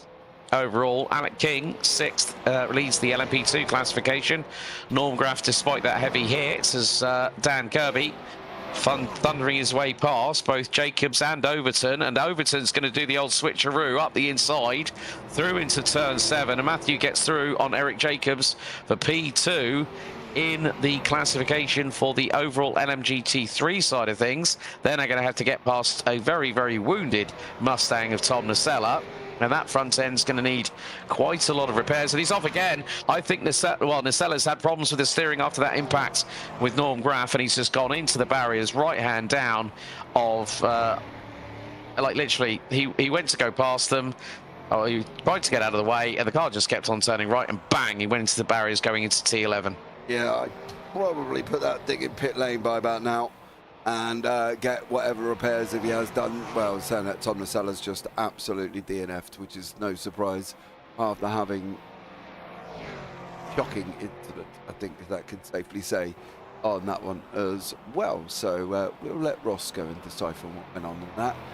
Hate to give my opinion and get myself in trouble, Mr. Ross Smith. Yeah, I still think that there's just something technical going on there, because like I said, that's Tom's certainly not going to do anything there. I mean, we haven't seen anything to constitute any sort of revenge tactics. I think that he probably had a screen freeze or something like that. Yeah, well, we'll leave you to do your Inspector Clouseau investigation, Mr. Smith, on that one. But I think it's more the point that, again, we are getting to that point in the race now, JP, that we're seeing quite a lot of mistakes start to happen, and we're into the business end of the season, and to go for a championship, you've got to have that air of consistency, but you've also got to be pretty much error-free. You can make the odd occasional slip up, but not anything too major that could put you out of contention for a major points haul. Dude, if you can get through the race without any dramas at all, you know, that's the perfect race, right? There's a thing called the perfect storm, which if you've seen the film, it's actually quite good, to be honest, even with George Clooney in it. But there's a thing called the perfect race, and the perfect race is not making any mistakes, not missing braking points, not going in deep, not having traffic incidents, not hitting somebody, not spinning, not messing up a bit, all the other things that make it up. Very rarely do you get it there as well. You know, everybody seems to make a mistake at some point, and that's the thing. Kirby goes in deep some points as well. Uyan pushes the limits on that car because obviously he wants to get on with it now as well, and he'll go in deep into a turn or miss a braking point or something like that. It happens constantly. But for me, I think as much as I'd love to sit here and go, Yeah, he had a screen freeze. I think the fact that the seller turned left, coming into a left-hander, and not turning right to try and avoid anybody, yeah, I don't know on that one either. But hey, listen, what's a race without a little bit of drama? Yeah, and that is part and parcel of motorsport, folks. It does happen. Meantime, Troy Uyen now leads the race itself by 15.5 seconds. And that will basically put him on 222 points. Look at me with my maths at this time in the morning here in the United Kingdom, JP? I actually got your socks off or something. No, I got my notepad out, my pen in my hand. Oh, blimey. Well done you. But I think, you know what's going to be interesting is, although Uyan is leading, he's off-cycle pit stops with Kirby. I've got a funny feeling, although Kirby is, theoretically, he should have one more stop, I wouldn't be surprised if he saved enough fuel. How's your fixer then working, mate? All good? No, mate, I forgot to put it on before we go live. So I think he saved enough fuel that I wouldn't be surprised that he doesn't stop and Uyan loses the race to Kirby. Yeah, true. I mean, the thing is that if I'm looking at it from this perspective, it's 30 points for a win, 26 for second, 23 for third, 20 for fourth in all the respective classes. Now, at the moment, well, Alec King is going to be the most winningest driver this season so far because he is on course, ladies and gentlemen, to pick up win number 7 of the season. The only time that he has DNF'd was the mess at Mazda Raceway Laguna Seca at round 4 for him, where he went off at turn 6 twice and binned it in the barriers. The second one more spectacular than the first. And that is going to really help him. I mean, this will also, with the results here tonight, JT Tammy is going to go ahead of Luciano Acciazzo in terms of the standings. So, you know, it is going to be a 31-point advantage that Alec King will have, and all he needs to do is pick up the win at Road Atlanta, and he will have done the job, and Alec King will become our 2025 LMP2 VMSC champion. But of course, I'm looking at the hypercar side of things. If Ian wins it, it goes to 222 points for him, and Kirby, if he gets 26 points, that is going to put him on 221 by my calculations.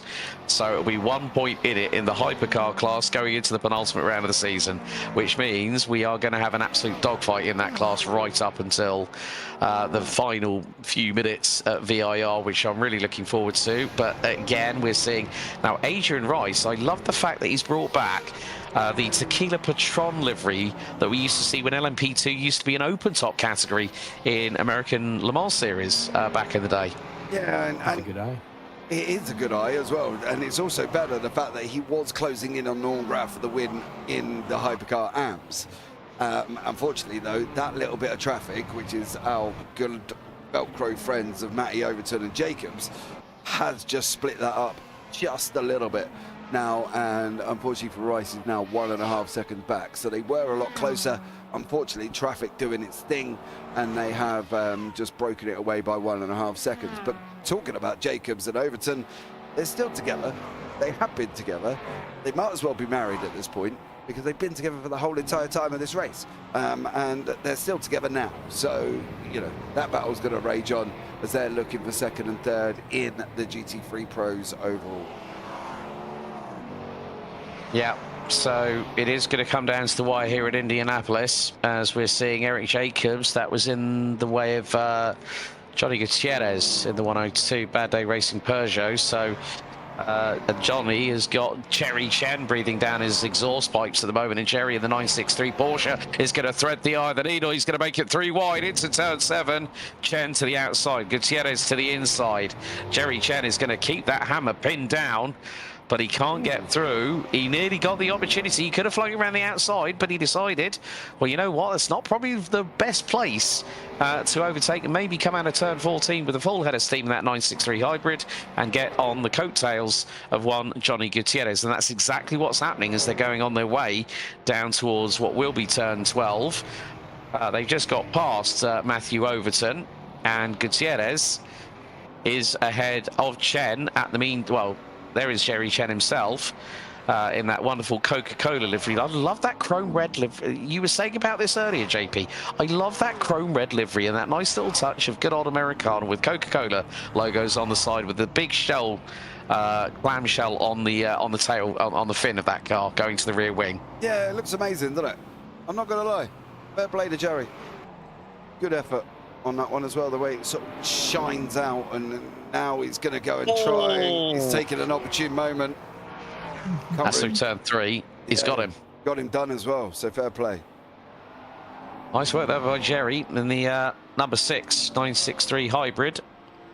Starting to try and pull away under full speed, going down the back straightaway into turn 7. So looks like Troy Uyen is coming in for his final pit stop of the race meeting, and that will take him to the checkered. But Ross, coming back to what James was saying, this was actually quite an interesting situation that we've got here with Dan Kirby, that if he saved that amount of fuel, do you think he's got enough to get to the flag? Because that could be very, very marginal for the 930.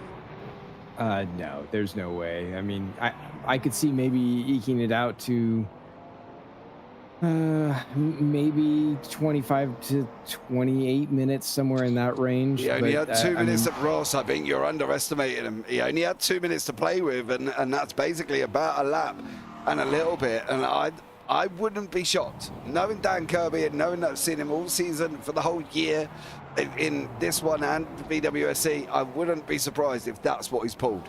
I really wouldn't. He's been off cycle throughout the whole race, and that's the thing. I would not be surprised if he doesn't go and pull it and takes the victory. Well, if it's only 2 minutes, then yeah, they'll be able to take that. And both of them are sitting on 2 pit stops at this point, so they're running 3 stints. It's a little bit longer than I thought was going to be going through. I'm wondering if maybe it's just leaving off one of the pit stops that they would have had for the throughout the race. But yeah, I mean, they should be fine. I'm kind of impressed that he's been able to pull that much of a gap on them throughout the end of this race here. I mean, you look at the entire hypercar field, they've really opened up, and right now it's basically like right now it's Chen and it looks like Gutierrez, right there. So we'll see how it goes with Lalonde getting up in this mix, but this is kind of where all of the action has been throughout the entirety of the race, I should say. Yeah, I mean, coming on to Kirby again, JP, with regards to the pit stops that we've seen drivers on their marks for about 25 seconds, putting the fuel in, getting the tyres changed. How big is a run down the pit lane in terms of transit time for the hypercars? Because they'll be at very, very slow speeds. Yeah, they will be, and they've been, don't get me wrong, the pit stop times have been taking a while, because we've seen, Kirby go in pits with 44-second gap and he comes out 15 seconds back, so it's a long pit stop anyway, and the pit lane just seems to want to go on forever. And obviously I think Kirby's probably right near the end of the pit lane, being from his position, so it is a long run, but I just don't know if Kirby needs to. I really don't know if he needs to. If Ross is saying 25 to 28, he was there with 30 to go, so I'm not entirely sure if he needs to even warrant going in, but hey, look, I'm not behind the wheel. Kirby knows what he's up to, I'm sure, so we'll find out as this goes on. But Jerry Chen and Johnny Gutierrez still having a right little bit of a ding-dong. It's all kind of settled down in GT3 a little bit. Norm Graf still leading Hypercar AM, Alec King still leading LMP. Yep, so we've got 17.5 minutes to go until we hit the checkered flag, and then we'll have our traditional NARS VSWC post-race interview show, talking with our race winners before we sign off, and then there'll be a little bit of a wait. We'll have our penultimate round, Road Atlanta, round 10 out of 11, and that will be taking place on the 23rd of October, and then Virginia International Raceway on the 20th of November. We'll see our 2025 VSWC champions crowned live on air. Jerry Chen trying to get through on Eric Jacobs, going through into turn 7, neatly done by the man in the number 6, 963 Porsche Hypercar, and Johnny Gutierrez still is within a second of him. He's managed to get through on Jacobs as well, so that gap will start to close on in as they both have a bit of clear air to deal with. But nevertheless, I'm trying to remember when Dan Kirby pitted, because that was quite a long time ago. 30 minutes to go. He pitted at 30 minutes to go. So he could be, yeah. I think he went just north of 30 minutes on his opening stint as well, didn't he, James? Yeah, and that's the thing. I think he may have managed to save enough fuel. I'm just putting it out there. It might not be true, and it might not happen, and he may need to go in. But with what we got left, barely 16 minutes, I wouldn't be surprised if he doesn't have to at all. And with 16 minutes to go, Ryan Paulbert Reyes comes into the pits from the LMGT3 class lead. And that is going to give him quite a lot of opportunity to stay ahead of his nearest proponents, that being Eric Jacobs, who was a minute and 10 behind. That gap is going to come down. It is going to more than likely has promoted Paul Ibbotson to the LMGT3 overall lead, even though Paul is not battling Ryan Paulbert Reyes for position out on circuit, but might give him a nice little bit of a glint in his eye to say, like, well, I was the best of the LMGT3s tonight. But you have to say that with the way that Ryan Paulbert Reyes, as you rightly said, JP, a Porsche man through and through, we've seen him in nothing but that car. He lives and breathes the Mark from Weissach, and he's going to be very, very comfortable. But also the fact is that with regards to Alan Holden, okay, yes, it's going to be a difficult night in the office for the man in the number 25 296 Ferrari, but that is still going to give him 20 points to his credit, which will put him on 188 points in terms of the LMGT3 standings, and that will actually put him ahead of James Walker, who is not here tonight. So Holden will move up into second position, but will be, that is 32 points behind Reyes going into the penultimate round of the season. Yep, and that's why this is going to come down to the wire. If we had a full Grand Prix track next, for instance, like Silverstone or Hockenheim or something like that, then you could sit back and go, okay, we could look and say they're going to finish where they are. But it's Road Atlanta. It's a different kettle of fish. 12 corners. Turned up the hill from 1. Through 2 and 3 is always dicey. Down the hill through 4 with traffic. Through the Wigglies. Oh, Jerry Chen's got off. No, he's in pit lane, Alex. As much as I love you screaming in my ear roll, 3:15. Sorry, I got a bit too excited there. No, he's gone into pit lane. I'm sorry, Jerry. It's my bad. Yeah, so that's the thing, you know, traffic down through from turn 3 down to 4. The curb at 5 can kill people. The run into 6 and 7, then you got to run down right the way down to 10, because apparently we don't have 8 and 9 in Road Atlanta. They're just little kinks on the circuit. You know, and then through the chicane. There's a lot of things that can go wrong at Road Atlanta. This is not done. This will not be done, and we're not going to see it done until we get to the end of VIR at the end of the season. Yeah, completely agree with all that you just said there, JP. I mean, it's going to be the case of who's going to be able to weather the storm at the next 2 rounds, especially with the next round, as you said, Road Atlanta. There's so many. It's like it's the real roller coaster track that we've got on our calendar, and it is, of course, the home of Petit Le Mans. As dusk is starting to set in, the headlights are ablaze on the 102 of Johnny Gutierrez. We've got a yellow out in sector 3 as someone come a cropper at turn number 12. There's 2. Oh, Alan Holden, and I think that might, and Bowders as well. Oh, Alan, it's not gone well for you tonight, my good friend, and it's going to be the case that Alan's going to be coming in. He's going to hit the back of the Porsche and spin it backwards onto the apex. Oh, dear. Alan, it's not gone well for you tonight. That's the lead battle. That's Ibbotson and Max Umfenlap in GT3 AMS, who got caught up in that one as well. But they're now a second apart. Mac is opened up a second gap over Ibbotson, but then again, as I said, that's just come down and he's lost 3 tenths already. Oh, dear. I think Alan Holden, after tonight's race here, Ross, is going to be absolutely analysing this race right with the fine tooth comb and going, right, okay, I need to look at exactly where I went wrong, what I did wrong. He'll say to himself, why did I do that? Into turn 12 with about 12.5 minutes to go. It's just uncharacteristic of what we've seen earlier on from Alan this season.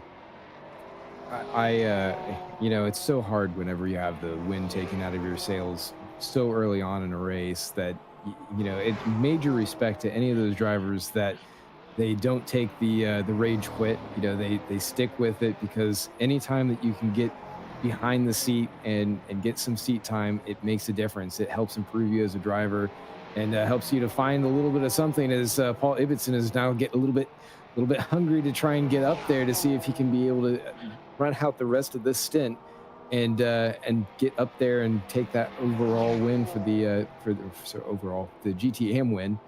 It's a little bit further away before he gets there. Actually, no, that is who we have up there. I guess it's Paul Ryan Palbert Reyes. Sorry, looking between too many screens here. Yeah, he's a little bit too far ahead. But yeah, Paul Ibbotson, you know, definitely wants to really sink his teeth in and take this on. They've been going at it just the same way that we've seen Overton and Jacobs going at it throughout the backside of the field, who right now, funny enough, they're on the podium for the GT3 class victory, but they're 18th and 19th respectively. As we take a look here at Brian Hall. Parks it. The interesting one is this. Miller goes in pit lane and then gets DQ'd. Oh. I wonder if he must have hit his light button. His lights are off. So, yeah, unfortunately for Stephen Miller, he's DQ'd. We've lost Brian Hall, Tom Lasella, and Carl Struhal, as I show you a nice picture of the pits there. Apologies for that one. Paul Ibbotson and Max Sunderland still going at it. The only real battle on track at this moment in time. Everybody else is a little bit spread out across LMP2, across Hypercar, and across Hypercar AM. So, yeah, this is the only real battle there. And as I say that, John Meyer just went off and Lanning Hall's just popped off as well. I mean, popped off the race circuit, not popped off as it all of a sudden got better. No, I hear you on that one, buddy. I mean, it's just... it becomes like, you know, we've seen races this season where we've had races of attrition. Belle Isle, perfect example of that. I'm not going to talk about that any longer because we had more than our fair share of discussions during that race, didn't we, James? We definitely did. Didn't we go, where was that? Detroit, just Detroit. Yeah, Detroit, didn't we? We went to Detroit and that was blinking horrible. So, yeah, fair play for them. That'll be a circuit we'll never have to revisit, hopefully. Don't say it, Ross. Don't say it. When is it? It's still on the calendar for next year, so... right, what day is it, Ross? I don't know the day. Okay, I've got... Ibbotson inside at turn 12. Wheel to wheel they've got. That is going to be Rice right behind them, leading in the Hypercar AM class, and Ibbotson dives to the inside through the final corner. It's 3 wide coming out of it. Rice on the grass of the Acura. Oh my goodness me. And Ibbotson and Sunderland are wheel to wheel. 3 1,000s as they cross the line. Ibbotson's got the inside line. They are nearly swapping paint into T1. And Sunderland decides to go earlier on the brakes. Ibbotson dives to the inside and he's through. Sparks flying from the front splitter of that Porsche. And once again, things change at the beginning, with 7.5 minutes to go. And now they've got Dan Kirby, who is 10 seconds away from Troy Uyen. So I think now, Ross, Dan Kirby is in pure fuel-saving mode. Max Sunderland went off exit stage left big time there and lost a big amount of time to Paul Ibbotson. Yeah, he did there, but you can see he's managed to hold it and he's not too far back. He's 1.3 seconds, so Max is going to have to go again. You are right, Dan Kirby is majorly fuel-saving at this moment in time because it's now down to 8 seconds. So what I predicted was true. And it looks like he's trying to get this car to the end of the race with 6.5 minutes to go. He's losing Oh, this is- several seconds throughout these races. I'm just looking at his sector splits. I mean, over almost a second and a half between just sector 1 alone, and it looks like it's the same story in sector 2, just looking between him and Troy Uyan. So this will be good. Yeah, it's going to be really, really down to the wire at this point because we haven't got long left. 6.5 minutes to go. Dan Kirby, and with the lap times he's running at the moment, that's his last lap was a 1:21.8. Troy Uyan 1:18.6. That is 3.2 seconds on that last lap alone, and it's now down to 6.5 seconds. So Dan Kirby, I think here, James Parfitt, is fighting a losing battle with 6 minutes to go. You're probably going to be talking about 6 or 7 laps remaining, 5 or 6 laps, give or take. But Kirby has just got to use this traffic whisperer skills of his to keep Troy Uyan at bay for as long as humanly possible. Yeah, but it's going to be tough. But it will also really, from Kirby's point of view, is he going to have enough? Is he going to have enough time in general to stay ahead of Uyan? He's got 5 minutes on the clock. He's got 5.5 seconds. I said I wouldn't be surprised if he's fuel saving and going to take or look at taking the win, but yeah, scary amounts of fuel saving. Yeah, and the gap with 5 minutes to go is now 4.5 seconds. And Troy Uyan 1:16.8, Dan Kirby 1:19.3. So I mean, Daniel must be absolutely marginal on fuel. He's just he's going to be lifting and coasting. You can hear it in the way that he's coming through the corners. He's not engaging the throttle like he normally would be at full speed. So he's got to just rotate the car through the corners, and it's about Uyan. It's about him now seeing that gap has come down significantly, and now he knows that if he gets ahead of Dan Kirby, then he will take a 1-point lead in the standings going into round 10 at Michelin Raceway Road Atlanta next time out, the home of Petit Le Mans. And then Kirby will be going, right, okay, we've got 2 rounds to go. Let's both bring our A game, shall we? He has track position, so I mean, he's going to catch him, but getting around him is going to be a whole other story. And I think Dan was looking at it saying like, well, this might be able to work out if I'm able to stay out in front of some of the traffic that he's going to have to deal with. It might be just enough of an offset to deal with it. You know, we're coming in, we're under 4 minutes to go. I mean, we're going to have about another 3 or 4 laps here coming into the end, and he's 3.5 seconds behind. I don't know if there's going to be enough traffic coming through here at this point where it's going to be able to make much of a difference. So they're kind of free and clear until they come up onto some of those GT cars over the next lap or so, I want to say. But I mean, that's a lot of open air for them to be able to do it. So unless Kirby was holding back, maybe he was overly conserving, so that way he could have just a little bit at the end here, so that way he could push and defend. It remains to be seen. Dan's always keeping his cards close to his chest coming in the end of these things. Yeah, that he is, and it could be one of the most impressive drives, if not the most impressive drive of this season so far. 3 minutes to go, and Dan Kirby making his way down towards turn number 12 here on what is lap number 68. So we could be looking at maybe total amount of laps covered, 71. By the time we hit the checkered, and it's going to be a blast across the start-finish line, 2 minutes and 38 on the timer. That effectively, James Parfitt, gives us 3 more laps to go. Yep, 3 more laps that Kirby's got to try and save as much fuel as possible. Uyan's there, that's the problem now. Uyan can see him. Yeah, and now they've got Eric Jacobs right in front as well now, so tough spot. It's a very tough spot as they come out of turns 5 and 6, and it's down the back stretch.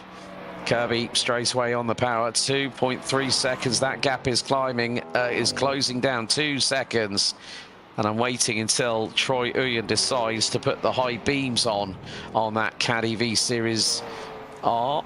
And it is going to be really, really close. As now through into turn number 10 goes Dan Kirby. It's going to be tight here. Turn 11, and that's 140 miles an hour, 5th gear, up to 6th. 150 and climbing. Then it's going to be hard on the brakes down to 2nd at around 50 miles an hour. We are going to be, I think, the last lap from Kirby was 118.0. We are going to go on to our penultimate lap, depending on how quickly Kirby punches it across the line. 21, 20, 19, 18. And he's only, right, it's going to be last lap. It's going to be last lap now, because he did a 1 minute 19.3. So I think this is the last lap. And Troy Uyen here, James Parfitt, is now within striking distance. He's got about a 1.1 seconds gap between them. So I think now Kirby, he's got to make his defense through turns 7 to 11 to keep the man behind him at bay. But Uyen is losing a little bit of time going through the curbings at turns 5 and 6. And what did we say? Catching's one thing, passing's another? Well, here we go. Turn 7, and the gap is now 6/10. Now Troy Uyen, he's got to throw everything, including the kitchen sink, at the man in front of him. It's come down to the wire. 30 seconds on the timer. Now coming through out of turn number 11. 3 more corners to negotiate for Dan Kirby. He's going to be saved here by that traffic. Yeah, he is going to be, as through into turn 12, turn 13. Oh, and Kirby's in the pit lane. No. Oh, it was right down to the last lap. And Troy Uyen is going to blast his way out of the final corner. 5, 4, 3, 2, 1. It's victory. It's victory for Uyen. We've hit 0 on the timer. It's going to be the check of this time out. It should be. But no, it isn't. It's one more lap. I think it was slightly delayed. So, yeah, there is one more lap. Kirby. Oh, Dan Kirby. Oh, unbelievable. I thought it was going to be last lap, but no, it is going to be one more lap to go, and Troy Uyen is going to lead the hypercar class by 1 point. After that drama that we just seen, it would have been 2.25 for Kirby, 2.18 for Uyen, had it been the other way around. And, well, what can you say? Troy Uyen here, James Parfitt, has got the head of steam going into the penultimate round of the season at Road Atlanta next time out on the 23rd of October. But he has played the game his way, and it's come out better for him than it has for Dan Kirby. I would say Troy Uyen dodged a bullet there.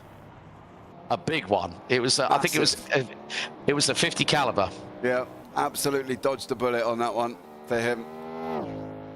But out he comes out of the final corner. Troy Uyen wins round 9 here at Indianapolis at the Brickyard, and with it picks up another victory, his 2nd in a row, and it puts him 1 point ahead of the man he's just beaten out on track. Alec King is going to pick up his 7th win out of 9 this season, but it is going to be a different name that we're going to see at the top of the Hypercar AM classification, because the number 48 Acura ARX 06 in the old school Tequila Patron livery, Adrian Rice has given us a little bit of a throwback to talk about, even though he's made a bit of a hash coming through out of turn 7 and 8.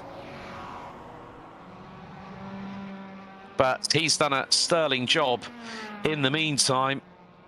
And Adrian Rice is going to come out of turn number 11 through into 12, 13 and 14. Meantime, just going to see if we've had anyone else cross the line. Ryan Paulbert Reyes takes another victory in LMGT3. Paul Ibbotson takes the spoils here in LMGT3 AM ahead of Max Sunderlap, who will, by my calculations, go ahead. Well, I'm just going to try and work out the maths now. Oh, dear. He's going to be ahead by 2 points. 174 for Sunderlap, 172 for Macquarie. Nick Miller sorry. Well, it's going to be Mr. Miller is going to be. Well, he was DQ'd, so that is going to be a 0 score, and that is going to bring the top 3 together. That's no points for Stephen Miller. That means our top 3 in LMGT3 AM, guys, 5 points. Here's the results for you, fella. So, Troy Uyen takes the win after 70 laps here at Indianapolis Motor Speedway ahead of Daniel Kirby, who had to dive in with 1 lap remaining on the counter. Gilles Lalonde and Johnny Gutierrez, it's a 3-4 for Bad Day Racing ahead of Jerry Chen. Alec King takes his 7th win in the LMP2 class, finishing 6th overall ahead of JT Tammy. John Mayer, Adrian Rice wins in Hypercar AM with Norm Graff rounding out the top 10 overall. Lanny Hall in 11th, head of Michael Locke, who rounds out the LMP2 category. Ryan Talbot Reyes wins LMGT3. And on the same lap, another Porsche takes victory. It's Paul Liberson for Vice Racing that wins LMGT3 AM ahead of Max Sunkenlap. Alexander McQuarrie rounds out 16th, head of Matthew Overton, with Eric Jacobs and Alan Holden rounding out 19th and 20th, with James Bowders rounding out your top 20. Olivier Gervais rounds out the finishers. Brian Hall retires ahead of Tom Nacella and Carl Strahal. And Stephen Miller, the LMGT3 AM leader in a surprising turn of events, gets disqualified from the race. Ooh. Well, firstly, before we have some brief interviews to close out the show here tonight, a big thank you to all our partners, contributors and sponsors, the likes of Storm Gang Simulation, Champion Motorsports, simrace247.com, Grid Finder, JM Virtual Tracks, Brian B, and the list goes on and on. And we have got our overall race winner for round number 9. It's his 2nd win in a row for this man here, and it puts him 1 point ahead in the standings. Let's bring this man in. Let's bring in Troy Uyen. Troy, how close was that? Hey guys, holy, that was a race and a half. That was insane. Yeah, I kind of was sleeping at the start. Forgot to change my engine mixture. So I was just on the low mix as the race started, let Dan get around me pretty easily, unfortunately. And I was like, man, maybe I just don't have race pace. 3 laps in, I remembered, like, oh, I should turn that little knob. It might make the engine go faster. And yeah, from there, I was just pushing as hard as I could the whole race. So I am super happy with that. I cannot believe I forced him to the last lap to need an extra splash. And so it's still sinking in. I'm so happy. You want to know what's even more mind-boggling now? Huh. You're leading the hypercar by 1 point. If it was the other way round, you would have been 7 points behind Daniel after that. Let's go. Let's go. I want to ask you one question. What can we expect from you at Road Atlanta in a month's time? Well, I'm on a streak, right? That's 2 in a row. I mean, I should put some actual practice time in. Let's make it 3. Let's do it. Brilliant. Well, Troy, congratulations on the W. New championship leader in Hypercar with 2 rounds to go. Before we let you go, Troy, anyone you want to give a shout out to? Yeah, all the guys, you guys for doing the broadcast. Ross is always lurking in there doing a bunch of stuff, and the rest of the admins. And yeah, CMS Pro guys. Thanks for the setup. Brilliant. Well done, Troy. We'll see you in a month's time at Road Atlanta for the penultimate round of the season. See you guys. Big thank you there to Troy Uyen. Whilst we are waiting for some other people to turn up, actually, we have got our Hypercar AM class winner in the booth with us now. Let's bring the man in. He's brought a bit of retro livery in the form of Tequila Patron back from the open top LMP2 ALMS days. Adrian Rice in the Acura. Congratulations on winning here at the Brickyard. How are you feeling? Not too bad for a race. I jumped in with about 30 seconds of practice left to go and hadn't done any practice or driven the car or had a setup or anything. I'll take it. But firstly, I have to say, lovely call on the livery. Loved it. Absolutely loved it. What inspired you to bring that livery to an Acura of all things? Because, of course, Tequila Patron did run with the Acuras back in those days. it was in the list, and it was there, and it was black and green and bright, and I thought, well, that'll do. They couldn't exactly miss it, but 30 seconds of practice into qualifying, and you pip some of the usual guard. But what was your strategy for the race anyway? Just to keep going. I mean, literally, I haven't been on into any of these races for a good 2 or 3 months, and I didn't have race distances. I didn't have any strategy overlays. I didn't have any. I didn't even actually know how long the race actually was. I didn't actually check before as far as number of laps. So I was just like, well, whatever it tells me, I got my little fuel overlay there. Whatever it tells me on the last stop, I put another lap worth in, and that's what I'll do. And that was literally it. I mean, I had to sort of hope, because I did crash before my second pit stop, which cost me an extra bit of time. So I may have been able to stay ahead of the LMP2 guys, but they're quick anyway. So. But we ended up where we ended up, and that's the best part of it. Brilliant, Adrian. That's what I like, sort of like gung-ho side of things on that. So well done on the W tonight in the Acura. Anyone want to give a shout out to before we let you go? Just thanks to the guys for putting it on. It's always good fun when I have a good race. Haven't had many this year, so nice to have a good one. Brilliant, Adrian. Hopefully we see you in that wonderfully liveried Acura back in the next couple of rounds to close off the season. But well done on getting to victory lane tonight. Thank you.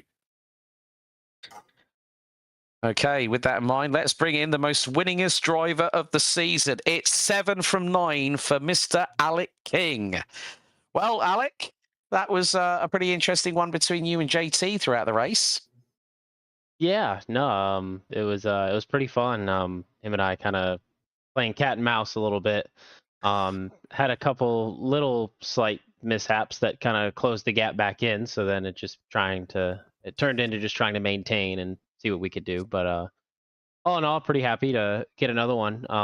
It's fun having JT, and when you have a real race like that where him and I are kind of playing cat and mouse and trying to still hit a fuel number, get your heart rate up a little bit, and it turns into a good time.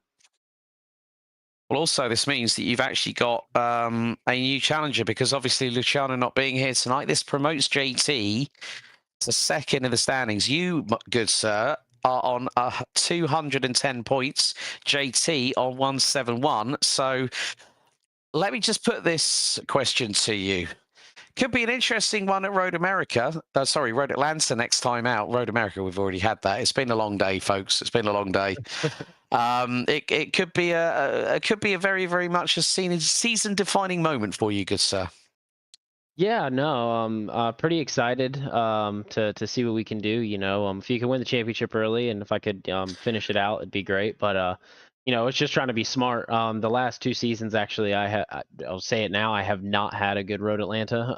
In 2023, had an incident going down the hill and hit a GT3 car in a 963 hypercar. And then last year was pacing Kirby and just made a dumb mistake and went off in turn 1. So I love the track. It's a great track, but I definitely need to keep sure I keep my head on straight and just don't do anything stupid come next race. Make sure we don't have a repeat of Laguna Seca like we had earlier on this year, right? Yes, no, exactly. So it's kind of funny though. If I can win, next race, VIR I feel confident in for the final race, just because I've raced that track a couple times in real life, so I know it really well. But this past weekend I went and ran our real life championship, and I was just about to say, I heard the news from Ross. Congratulations on that front, my good man. Congratulations, well done. Thank you. But on that note, Mr. King, would you like to give anyone a shout out to before we let you go tonight, and enjoy your victory?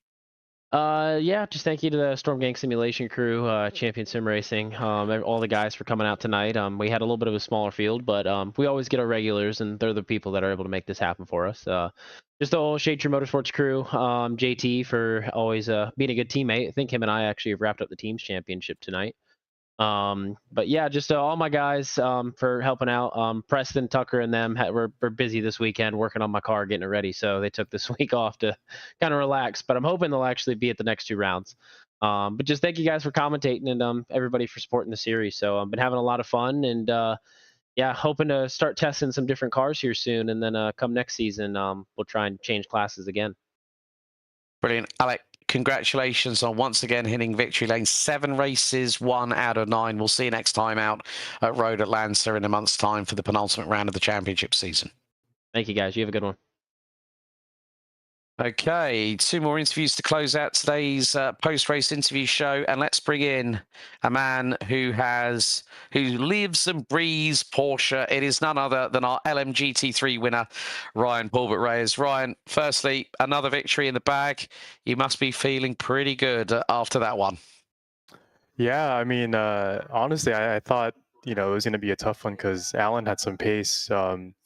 Keeping him behind me, I was just eyeing the relative, and he had I think he had lower wing than me, so he was good on the straight. So, unfortunately, I think he got taken out, or I think he got into an accident, and managed to, keep the pace for the entire race. So, yeah. I mean, also, this puts you at a really, really big amount of points, 220 points, and looking back, that's your 5th win of the season. Of course, you had the engine dramas at Detroit. You had the 5th place at Sebring, but apart from that, you haven't placed outside of the top 2 for the majority of the year. And now, your nearest challenger is the man that's had a bit of drama. Alan Holden now jumps to 2nd in the standings because we've had no James Walker here tonight. That really adds another dynamic that it's Porsche versus Ferrari again, isn't it? Just like in the World Endurance Championship. Definitely. I'm riding the Porsche wave right now. So yeah, it'll be interesting to see how it goes in the next couple of rounds. I do have some scheduling stuff that I have to kind of figure out. So hopefully I can make all the rounds, but definitely looking forward to battle Alan and is it James, I think? Walker, yeah. I think that's my other opponent. Yeah. Mm-hmm. So yeah, it'll be fun. Ryan, before we let you go, firstly, congratulations on your 5th win of the season. Who would you like to give a shout out to? Oh, definitely my buddies, Alex and Mac. They always help me set up the car throughout the week, and also my girlfriend for allowing me to, spend some time away from her and, get on my rig and just, keep at it for a couple hours. So, yeah. Brilliant. Ryan, we'll hopefully see you next time out at Road Atlanta for the penultimate round of the championship season. Well done tonight. Have a good night, guys. And time for our last post-race interview. It was Porsche victorious in LMGT3, and it was also in GT3 AMS. Vice Racing's Paul Ibbotson joins us. Paul, good evening. You had some dramas in that race, but you finally came up smelling of roses here at the Brickyard. I made it to the end. Yes, felt good. I mean, we have to say that the battle between you and Mac was absolutely riveting at times. I mean, it's difficult enough when you're battling each other, but then when you've got these hard-charging, fast-closing hypercars and LMP2s surrounding you two, it was quite difficult at times to try to think, oh, right, there's Mac. Oh, who's coming up? Oh, that's Daniel. That's Troy. You're having to have your eyeballs on stalks and in the back of your head, aren't you? Yeah, that was pretty crazy racing with Mac. I know towards the end of the race, there was I was trying to pass him in the last corner, and my crew chief was telling me that we were 3 wide. And I was trying to figure out where was the hypercar, and it turned out it was on the outside of us. But yeah, I just, Mac's a good guy. I like racing with him, and I try to leave him room. We did a lot of corners together tonight, and I think we're both pretty respectful and left each other room. So yeah, it was great racing. Brilliant. Well, congratulations on the win, Paul. Before we let you go, anyone you'd like to give a shout out to? Yeah, my father may actually be watching tonight. I'm not sure, but if he is, hi to Philip. I just saw him last week, and it was great to spend some time with him. Brilliant. Paul, congratulations on once again being able to get to victory lane for what is effectively, you've scored the most victories this season in the AM class, 4 out of 9. Well done tonight. We'll see you at Road Atlanta for the penultimate round of the season in a month's time. Thank you. See you there. Well, good to hear from all our race winners there, James and Ross. You know what? Indianapolis has set the tone for the next 2 rounds, hasn't it? Absolutely. Bring on Road Atlanta. Anything could happen. It's all going to happen, and probably something will happen. I don't really Ross, know. anything Ross, from your I side? don't really need to add anymore, Ross. So go on. Yeah, you kind of said it all. Like you were saying before, Alex, it's leading up to a really great finale here for the last two races. Really great American tracks. They're crowd favorites. Everybody, of course, knows Road Atlanta for Petit Le Mans, and we'll have that interesting finish at VIR without the tree, of course. But it's still got a lot of great sentimental value. The course is just, it's got all kinds of challenges. It's fun. It's a driver's track. It's a little bit of a roller coaster out in that Virginia landscape. So looking forward to all of it and being there with the whole crew. Well, thank you so much for joining us this evening, folks, for live coverage of round 9 of 11 of the NARS Virtual Modern Sports Car Championship, a chapter of Champion Motorsports. You've been in the company of Alex Goldschmidt, James Parfitt, and Ross Smith. And let me close off the show with this note. Hypercar, the battle for the championship split by 1 point. GT3 AM now covered by 5 points between the top 3. What's going to happen at Road Atlanta in 4 weeks' time? Well, you're going to have to wait a little while and join us then. And until next time, race hard, race fair, and if in doubt, well, you better go flat out. Thanks for tuning in. We'll see you next time. Goodbye for now.